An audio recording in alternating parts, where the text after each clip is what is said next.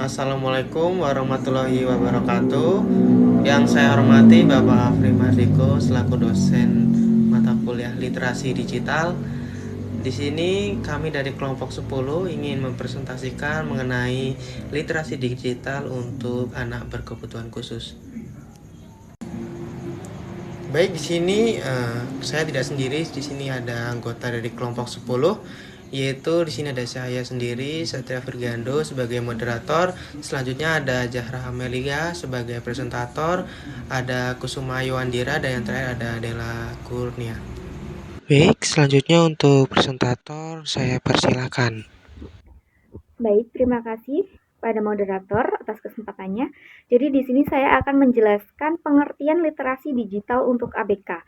Pengertian literasi digital merupakan kemampuan menyeluruh untuk memahami, menggunakan, mengevaluasi, dan menghasilkan informasi melalui teknologi digital.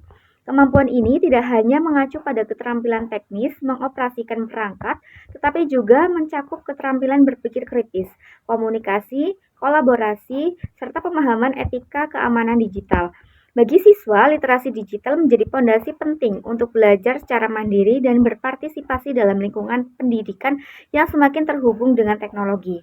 Sedangkan penjelasan untuk ABK, literasi digital bukan hanya tentang keterampilan teknis, tetapi lebih dari itu adalah pemberdayaan. Misalnya, bagi siswa tunanetra, teknologi seperti screen reader memungkinkan mereka mengakses teks digital. Dan bagi siswa disleksia, aplikasi text to speech membantu mereka memahami materi tertulis. Dengan demikian, literasi digital bagi ABK adalah jembatan menuju kemandirian, partisipasi, dan pengembangan potensi. Baik, poin selanjutnya yaitu karakteristik anak berkebutuhan khusus atau ABK. Pengertiannya, anak berkebutuhan khusus atau ABK memiliki karakteristik yang beragam sehingga membutuhkan pendekatan pembelajaran yang fleksibel. Sebagian ABK mengalami hambatan kognitif atau akademik, seperti tunagrahita atau kesulitan belajar spesifik yang membuat mereka membutuhkan waktu yang lama dalam memproses informasi. Anak dengan hambatan sensorik seperti tunanetra dan tunarungu memerlukan sumber belajar yang dimodifikasi melalui braille, audiovisual, atau bahasa isyarat. Sementara itu, ABK dengan hambatan sosial emosional seperti autisme atau ADHD membutuhkan struktur pembelajaran yang jelas, lingkungan yang mendukung, serta strategi yang dapat membantu mereka mengatur perilaku. Jadi di sini ada beberapa pengertian dimensi. Yang pertama, dimensi kognitif dan akademik. Contohnya, anak dengan tunagrahita membutuhkan waktu lebih lama untuk memahami konsep baru, sementara anak dengan disleksia mungkin kesulitan membaca, tetapi memiliki potensi intelektual yang baik. Dan yang poin kedua yaitu dimensi sensorik dan fisik. Contohnya, anak tunanetra mengandalkan indera pendengaran dan peraba. Mereka membutuhkan materi dalam bentuk audio atau braille. Anak tunarungu memerlukan dukungan visual dengan alat bantu dengar.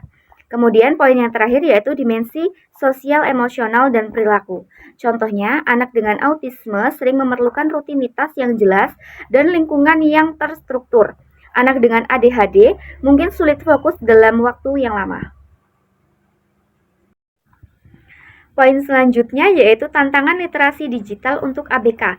Pengembangan literasi digital bagi anak berkebutuhan khusus atau ABK menghadapi berbagai tantangan kompleks yang memerlukan pendekatan sistematis dan komprehensif. Tantangan-tantangan ini dapat dikategorikan dalam 3 dimensi utama, yaitu yang pertama tantangan akses. Tantangan akses mencakup ketersediaan alat, biaya, dan infrastruktur. Yang pertama ada aspek alat. Banyak sekolah tidak memiliki teknologi asistif seperti braille display atau adaptive keyboard. Yang kedua, ada aspek biaya. Harga alat bantu teknologi masih mahal, misalnya satu unit braille display bisa mencakup puluhan juta rupiah. Dan yang ketiga, ada aspek infrastruktur. Tidak semua sekolah memiliki jaringan internet yang stabil, apalagi di daerah terpencil. Dan poin kedua, ada tantangan pembelajaran. Tantangan ini berkaitan dengan metode dan materi pembelajaran yang mana mencakup satu kurikulum yang kaku, sering tidak mempertimbangkan kebutuhan individual ABK.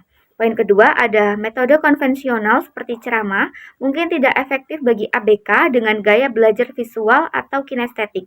Poin ketiga ada materi digital. sering tidak aksesibel, misalnya video tanpa teks untuk tunarungu atau gambar tanpa deskripsi untuk tunanetra. Poin ketiga yaitu ada tantangan sosial. Tantangan sosial meliputi stigma, ekspektasi rendah, dan kekhawatiran akan keamanan digital. Poin pertama yaitu pengertian tentang stigma. Masih ada anggapan bahwa ABK tidak mampu menggunakan teknologi. Poin kedua ada kekhawatiran. Kekhawatiran orang tua tentang resiko cyberbullying atau konten tidak aman sering membatasi eksplorasi digital anak. Dan yang terakhir ada isolasi sosial, membuat ABK kurang memiliki kesempatan belajar dari teman sebayanya. Poin selanjutnya yaitu strategi dan model pembelajaran literasi digital untuk ABK. Adalah upaya sistematis untuk menyesuaikan pembelajaran dengan kebutuhan masing-masing anak melalui pendekatan fleksibel dan beragam. Teknologi digital dan alat bantu digunakan untuk mendukung pengembangan kemampuan digital ABK. Sementara model pembelajaran mengatur bagaimana teknologi diintegrasikan dalam proses belajar. Tujuan utamanya adalah ABK mampu mengakses, memahami, dan memanfaatkan teknologi secara mandiri, kritis, dan bertanggung jawab. Ada beberapa pengertian poin. Yang pertama, poin strategi pendekatan individu. Pendekatan ini menyesuaikan materi, metode, dan alat pembelajaran sesuai dengan kebutuhan setiap ABK. Prinsipnya adalah setiap ABK unik dan memerlukan pendekatan yang personal. Poin yang kedua yaitu strategi pendekatan kolaboratif. Pendekatan ini melibatkan kerjasama antar guru, orang tua, terapis, ahli teknologi, dan bahkan teman sebaya untuk menciptakan lingkungan belajar yang mendukung. Poin yang ketiga yaitu studi kasus pemanfaatan digital response system bagi siswa tunarungu. Kita ambil contoh. Misal sebuah sekolah luar biasa di perkotaan mengalami kesulitan mengerjakan matematika kepada siswa tunarungu karena keterbatasan komunikasi verbal. Yaitu kita ambil solusi yang mana sekolah menggunakan platform seperti Multimeter dan Kahoot yang dimodifikasi secara visual. Materi verbal bisa diubah menjadi diagram, gambar, dan warna-warna kontraks, sehingga fitur getaran pada perangkat digunakan sebagai notifikasinya. Poin selanjutnya yaitu peran guru dalam literasi digital untuk anak berkebutuhan khusus atau ABK, merupakan suatu konsep multidimensional yang mencakup berbagai fungsi dan tanggung jawab strategis dalam memfasilitasi, merancang, dan mengimplementasikan pembelajaran digital yang inklusif dan aksesibel. Peran ini tidak hanya terbatas pada penguasaan teknis teknologi digital, tetapi lebih luas mencakup kemampuan untuk menyesuaikan, memodifikasi, dan mempersonalisasi pengalaman belajar digital sesuai dengan karakteristik, kebutuhan, dan potensi unik setiap ABK. Yang mana mencakup beberapa peranan. Yang pertama, peran guru sebagai fasilitator. Guru tidak hanya menyediakan alat, tetapi juga menciptakan lingkungan belajar yang aman dan mendukung. Ini termasuk memastikan semua siswa merasa nyaman untuk mencoba dan belajar dari kesalahan. Poin yang kedua ada peran guru sebagai perancang pembelajaran. Guru bertanggung jawab merancang pengalaman belajar yang bermakna dan aksesibel.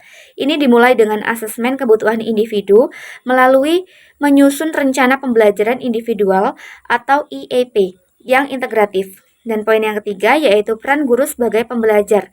Di era digital, guru juga harus belajar baik tentang teknologi, strategi inklusif, maupun perkembangan kebutuhan ABK. Baik, kesimpulan dari materi pada hari ini yaitu pembelajaran literasi digital bagi anak berkebutuhan khusus itu membutuhkan strategi dan model yang fleksibel serta disesuaikan dengan kebutuhan tiap anak. Pemanfaatan teknologi digital dan memahami dan menggunakan informasi secara efektif dengan pendekatan yang tepat. Anak berkebutuhan khusus dapat berkembang menjadi pengguna teknologi yang mandiri, kritis, dan bertanggung jawab. Baik, mungkin sekian presentasi dari kelompok 10. Apabila ada kesalahan kami mohon maaf. Saya akhiri. Wassalamualaikum warahmatullahi wabarakatuh.